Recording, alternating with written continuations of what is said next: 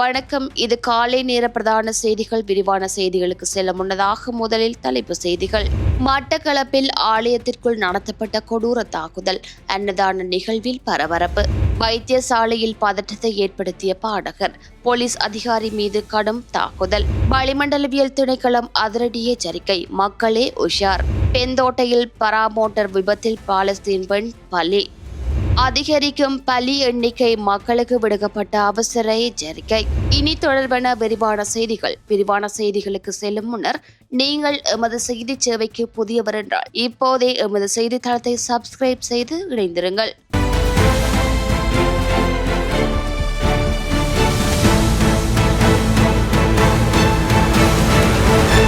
Eravur police பிரிவில் உள்ள மயிலாம்பாவளி விபுலானந்தபுரம் மாரியம்மன் ஆலயத்தில் அன்னதானம் வழங்கியவர்கள் மீது வாள்வெட்டு தாக்குதல் நடத்தப்பட்டுள்ளது.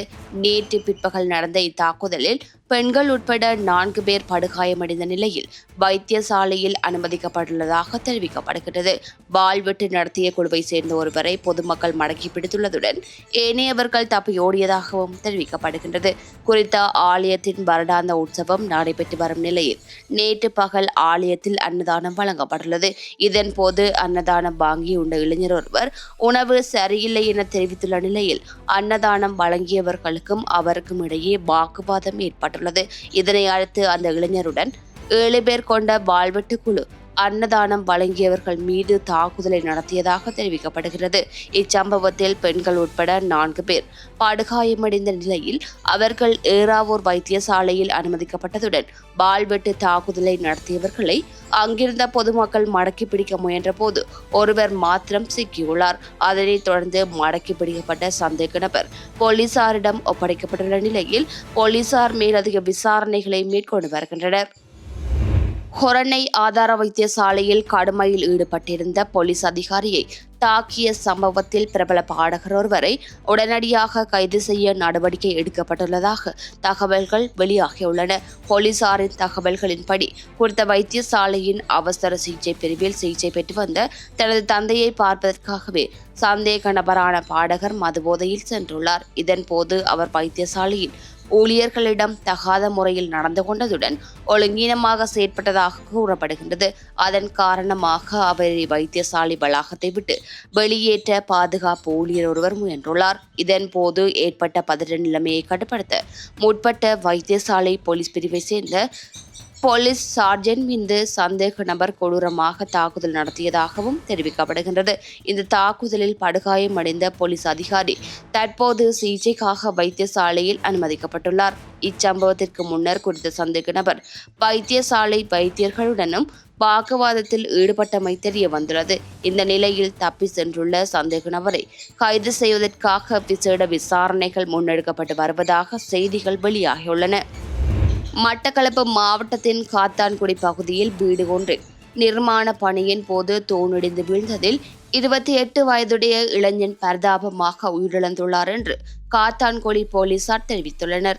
உயிரிழந்தவர் மட்டக்களப்பு ஜெயந்திபுரம் ஜாட் வேதியை சேர்ந்த 28 வயதுடைய இளைஞர் என அடையாளம் காணப்பட்டுள்ளார். காத்தான்குடி நுரானியா மையவாடி முதலாம் குறுக்கு வீதியில் நிர்மாணிக்கப்பட்டு வரும் புதிய வீடொன்றில் நேற்று பிற்பகல் கட்டுமான பணியில் ஈடுபட்டிருந்த போது திடீரென தூண் இடிந்து வீழ்ந்து அவர் மீது வீழ்ந்துள்ளதாக தெரிவிக்கப்படுகின்றது. இந்த சம்பவத்தில் அவர் சம்பவ இடத்திலேயே பரிதாபமாக உயிரிழந்துள்ளார். சம்பவத்தை அடுத்து உயிரிழந்தவரின் சடலம் பிரேத பரிசோதனைக்காக மட்டக்களப்பு போதனா வைத்தியசாலைக்கு கொண்டு செல்லப்பட்டதாக தெரிவிக்கப்படுகின்றது. உயிரிழந்த இளைஞர் தனது படிப்பையும் கவனித்து பகுதி நேர வேலையாக இந்த கட்டட கூலி தொழிலில் ஈடுபட்டு வந்திருந்தமை தெரிய வந்துள்ளது. சம்பவம் தொடர்பான மேலதிக விசாரணைகளை காத்தான்குடி போலீசார் மேற்கொண்டு வருகின்றனர். தேசிய டெங்கு கட்டுப்பாட்டு பிரிவின் சமீபத்திய தகவலின்படி இந்த ஆண்டில் இதுவரை நாடு முழுவதும் 73,661 டெங்கு நோயாளர்கள் பதிவாகியுள்ளதாக தெரிவிக்கப்படுகின்றது. இந்த டெங்கு நோயால் இதுவரை 61 பேர் உயிரிழந்துள்ளதாகவும் அந்த பிரிவு தெரிவித்துள்ளது. மாவட்ட வாரியாக புள்ளி விவரங்களின்படி கம்பஹா மாவட்டம் அதிகளவான பாதிப்புகளுடன் முதலிடத்தில் உள்ளது. அங்கு 17,779 டெங்கு நோயாளர்கள் பதிவாகியுள்ளனர். அதனைத் தொடர்ந்து கொழும்பு மாவட்டத்தில் 16,665 நோயாளர்கள் அடையாளம் காணப்பட்டுள்ளனர். மாகாண அடிப்படையில் மேல் மாகாணம் தொடர்ந்தும் அதிகளவிலான டெங்கு பாதிப்புகள் பதிவாகும் பகுதியாக காணப்படுவதுடன் அங்கு இதுவரை 44,359 நோயாளர்கள் பதிவாகியுள்ளனர். அதேவேளை தென் மாகாணம் இரண்டாவது இடத்தில் உள்ளதுடன் அங்கு 12,586 டெங்கு நோயாளர்கள் பதிவாகியுள்ளதாக தேசிய டெங்கு கட்டுப்பாட்டு பிரிவு தெரிவித்துள்ளது. இதனிடையே நாடு முழுவதும் டெங்கு பரவல் தொடர்ந்து காணப்படும் நிலையில் 175 அதி அபாய வலயங்கள் அடையாளம் காணப்பட்டுள்ளன. எனவே பொதுமக்கள் தங்களது வீடுகள் மற்றும் சுற்றுப்புறங்களை சுத்தமாக பராமரிப்பதுடன் டெங்கு நுளம்புகள் பெருக்கக்கூடிய நீர்த்தேக்கங்கள் அதிகம் காணப்படும் இடங்களை உடனடியாக அகற்ற நடவடிக்கை எடுக்குமாறு சுகாதார அதிகாரிகள் மீண்டும் வலியுறுத்தியுள்ளனர். இலங்கையின் பல கடற்பகுதிகளில் பலத்த காற்று மற்றும் கொந்தளிப்பான நிலைமை காணப்படும் என வளிமண்டலவியல் திணைக்களம் எச்சரிக்கை விடுத்துள்ளது. வளிமண்டலவியல் திணைக்களம் விடுத்துள்ள அறிக்கையில் இந்த விடயம் தெரிவிக்கப்பட்டுள்ளது. இதன்படி பொத்துவில் முதல் கம்மாந்தோட்டை வரையான மற்றும் ஹட்பிட்டி முதல் முல்லைத்தீவு வரையிலான கடற்பகுதிகளில் மணிக்கு 50 முதல் 60 கிலோமீட்டர் வேகத்தில் பலத்த காற்று வீசக்கூடும் என அறிவிக்கப்பட்டுள்ளது. இன்று காலை 11 மணி வரை இந்த எச்சரிக்கை விடுக்கப்பட்டுள்ளதுடன் கடல் கொந்தளிப்பாக காணப்படும் என்பதால் கடற்தொழிலாளர்களும் கடற்படையினரும் அவதானமாக இருக்குமாறு அறிவுறுத்தப்பட்டுள்ளனர். சர்வதேச தன்னார்வ தொண்டு நிறுவன பணியாளர்கள் 17 பேரின் உயிர் பறிக்கப்பட்ட மூதூர் சம்பவம் இடம்பெற்று 20 ஆண்டுகள் கடந்துள்ள போதிலும் அதற்கு பொறுப்பு கூற வேண்டியவர்கள் இன்னமும் சட்டத்தின் முன் நிறுத்தப்படவில்லை என மனித உரிமைகள் கண்காணிப்பகம் கடும் அதிருப்தி வெளியிட்டுள்ளது. இதுகுறித்து மனித உரிமைகள் கண்காணிப்பகத்தின் சிரேஷ்ட ஆய்வாளர் மீனாட்சி கங்குலி மற்றும் அதன் சட்ட மற்றும் கொள்கை பிரிவு பணிப்பாளர் ஜேம்ஸ் ரோஸ் ஆகியோர் வெளியிட்டுள்ள அறிக்கையில் தெரிவிக்கப்பட்டுள்ளது. திருகோணமலை மூதூர் பகுதியில் கடந்த 2006ஆம் ஆண்டு ஆகஸ்ட் மாதம் 4ஆம் திகதி பிரான்சை சேர்ந்த ஆக்சன் எகைன்ஸ் ஹங்கர் என்ற சர்வதேச அரசு சார்பற்ற நிறுவனத்தின் 17 பணியாளர்கள் உயிரிழந்துள்ளனர்.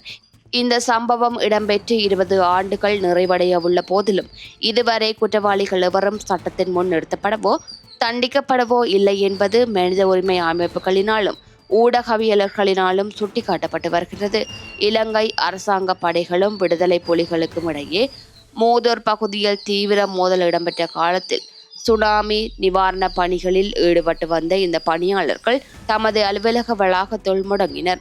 ஆகஸ்ட் 4ஆம் திகதி பாதுகாப்பு படையினர் அப்பகுதியை கட்டுப்பாட்டுக்குள் கொண்டு வந்த பின்னர் 13 ஆண்கள் மற்றும் 4 பெண்கள் உட்பட 17 பணியாளர்கள் தலை மற்றும் கழுத்து பகுதிகளுக்கு அருகில் துப்பாக்கி சூட்டு காயங்களுடன் உடலங்களாக கண்டெடுக்கப்பட்டனர். ஆரம்பத்தில் இந்த சம்பவத்துக்கு புலிகளே காரணம் என அரச தரப்பில் குற்றம் சாட்டப்பட்ட போதிலும் யாழ்ப்பாணம் பல்கலைக்கழக ஆசிரியர்களின் மனித உரிமைகள் அமைப்பின் விரிவான புலனாய்வு அறிக்கைகள் இந்த சம்பவத்தில் காவல்துறை மற்றும் கடற்படை பிரிவினருக்கு தொடர்பிருப்பதாகவும் அதனை மூடி மறைக்க முயற்சிகள் மேற்கொள்ளப்பட்டதாகவும் தெரிவித்திருந்தன. இலங்கையின் உள்நாட்டு போர்க்காலத்தில் இடம்பெற்ற மோசமான மனித உரிமை மீறல்களில் ஒன்றாக கருதப்படும் இந்த சம்பவம் தொடர்பில் ஆட்சிக்கு வந்த பல அரசாங்கங்கள் விசாரணை நடத்த உறுதியளித்த போதிலும் இதுவரை உரிய நீதி நிலைநாட்டப்படவில்லை. இந்த நிலையில் பாதிக்கப்பட்ட குடும்பங்களின் நீண்ட கால காத்திருப்புக்கு முடிவு கட்டும் வகையில் போர்க்கால மனித உரிமை மீறல்கள் வழக்குகளை விசாரணை செய்யவும் சுயாதீன அரச வழக்குரைஞர் கட்டமைப்பு ஒன்றை உருவாக்க வேண்டும் என ஜனாதிபதி அனுரகுமார திசாநாயக்க தலைமையிலான தற்போதைய அரசாங்கத்துக்கு கோரிக்கை விடுப்பதாக அந்த அறிக்கையில் தெரிவிக்கப்பட்டுள்ளது. இலங்கை மெட்ரோ போக்குவரத்து திட்டத்திற்காக கொள்வனவு செய்யப்பட்ட 104 பேருந்துகள் இலங்கையை வந்தடைந்துள்ளன. எதிர்வரும் செப்டம்பர் மாதம் இலங்கை மெட்ரோ போக்குவரத்து திட்டம் உத்தியோகபூர்வமாக தொடங்கப்படும் போது இந்த பேருந்துகள் சேவையில் ஈடுபடுத்தப்படும் என எதிர்பார்க்கப்படுகிறது. குறிப்பாக முதியவர்கள் மற்றும் மாற்றுத்திறனாளிகள் எளிதில் ஏறி இறங்கும் வகையில் இந்த குறைந்த தரை பேருந்துகள் அறிமுகப்படுத்தப்பட்டுள்ளன. இந்த பேருந்துகள் நாட்டின் ஒட்டுமொத்த பொது போக்குவரத்து அனுபவத்தையும் மேம்படுத்தும் வகையில் வடிவமைக்கப்பட்டுள்ளன. புதிய பேருந்து சேவையின் செயற்பாடுகள் மற்றும் வெளியீடு குறித்த கூடுதல் விவரங்களை அதிகாரிகள் திட்டத்தின் தொடக்கத்திற்கு முன்னதாக அறிவிப்பார்கள் என்றும் எதிர்பார்க்கப்படுகிறது. பெந்தோட்டை கடற்கரைக்கு அப்பாலுள்ள கடற்பகுதியில் இடம்பெற்ற பராமோட்டர் விபத்தொன்றில் 31 வயதுடைய பாலஸ்தீன பெண்ணொருவர் உயிரிழந்துள்ளார். பெந்தோட்டை காவல்துறை பிரிவுக்குட்பட்ட கடற்கரை வீதியில் அமைந்துள்ள தனியார் நிறுவனம் ஒன்றினால் நடத்தப்பட்ட பொழுதுபோக்கு பராமோட்டர் சவாரியின் போதே நேற்று மாலை இந்த விபத்து நேர்ந்துள்ளதாக காவல்துறை தெரிவித்துள்ளது. சவாரியின் போது பரா மோட்டார் கடலில் வீழ்ந்து விபத்துக்குள்ளானதில் குறித்த பெண் உயிரிழந்துள்ளார். அதேவேளை அதனை செலுத்திய கொலம்பியா நாட்டை சேர்ந்த நபர் உயிர் தப்பியுள்ளார். உயிரிழந்த பெண்ணின் உடலம் நாகொட மருத்துவமனை பிரேத அறையில் வைக்கப்பட்டுள்ளதுடன் சம்பவம் தொடர்பில் பெண்தோட்டை காவல்துறையினர் மேலதிக விசாரணைகளை மேற்கொண்டு வருகின்றனர். நடப்பாண்டில் இதுவரை இலங்கைக்கு வருகை தந்த சர்வதேச சுற்றுலா பயணிகளின் மொத்த எண்ணிக்கை 1.3 மில்லியனை தாண்டியுள்ளதாக இலங்கை சுற்றுலா அபிவிருத்தி அதிகார சபை தெரிவித்துள்ளது. ஜூலை மாதத்தின் முதல் 26 நாட்களில் 1,67,401 சுற்றுலா பயணிகள் இலங்கைக்கு வருகை தந்துள்ளனர். ஆண்டின் தொடக்கமான ஜனவரி மற்றும் பிப்ரவரி மாதங்களில் முறையே 9.7% மற்றும் 16.2% என்ற வலுவான வளர்ச்சி பதிவு செய்யப்பட்டிருந்தது. ஜூலை மாதத்தில் அதிகளவான சுற்றுலா பயணிகள் வருகை தந்த நாடாக இந்தியா பதிவாகியுள்ளது. இந்த காலத்தில் மட்டும் இந்தியாவில் இருந்து 38,785 பேர் வருகை தந்துள்ளனர். அத்துடன் ஆண்டின் ஒட்டுமொத்த வருகையிலும் 3,32,468 இந்திய சுற்றுலா பயணிகளுடன் இந்தியா தொடர்ந்தும் முதலிடத்தில் உள்ளது. மாதாந்த செயற்பாடுகளில் ஏற்ற இறக்கங்கள் காணப்பட்ட போதிலும் நாட்டின் சுற்றுலாத்துறை தொடர்ந்தும் மீளெழுச்சி பெற்று வருவதை இந்த தரவுகள் சுட்டிக்காட்டுகின்றன. ஜெர்மனியின் முன்னணி சொகுசு கார் தயாரிப்பு நிறுவனமான அவுடி தனது நெக்கார்சல்ம் நகரில் உள்ள தொழிற்சாலையை மூடக்கூடும் என்ற தகவலை தொடர்ந்து ஆயிரக்கணக்கான தொழிலாளர்கள் வீதியில் இறங்கி போராட்டத்தில் ஈடுபட்டுள்ளனர். நேற்று நடைபெற்ற இந்த போராட்டத்தில் சுமார் 6,000 தொழிலாளர்கள் கலந்து கொண்டுள்ளனர். அவுடி நிறுவனத்தின் தாய் நிறுவனமான வோக்ஸ்வேகன் தொழில்துறையில் நிலவும் கடும் சவால்களை சமாளிக்க பல்லாயிரக்கணக்கான வேலை வாய்ப்புகளை குறைக்கவும் செலவினங்களை கட்டுப்படுத்தவும் திட்டமிட்டு வருகின்றது. தொழிற்சாலையின் எதிர்காலம் குறித்து வோக்ஸ்வேகன் நிர்வாகம் உடனடியாக தெளிவுபடுத்த வேண்டும் என போராட்டக்காரர்கள் வலியுறுத்தியுள்ளனர். மாற்று வழிகள் எதுவும் கிடைக்காத பட்சத்தில் 2030க்கு பிறகு ஜெர்மனியில் மூடப்பட வாய்ப்புள்ள 4 தொழிற்சாலைகளில் நெக்கார்சல்ம் ஆலை ஒன்றாகும் என வோக்ஸ்வேகன் தலைமை செயல் அதிகாரி ஆலிவர் ப்ளூம் எச்சரித்துள்ளார். நெக்கார்சல்ம் ஆலையில் தற்போது சுமார் 15,000 பேர் பணியாற்றி வருகின்றனர். இங்கு அவுடி A5, A6, A8 மற்றும் மின்சார காரான ஈட்ரோன் GT ஆகியவை தயாரிக்கப்பட்டு வருகின்றன. இந்த ஆலையை மூடினால் அப்பகுதிகளில் பெரும் பொருளாதார பேரழிவு ஏற்படும் என்றும் பிற வர்த்தகர்கள் கடுமையாக பாதிக்கப்படும் என்றும் அப்பகுதியின் மேயர் ஸ்டீஃபன் ஹெர்ட்விக் எச்சரித்துள்ளார்.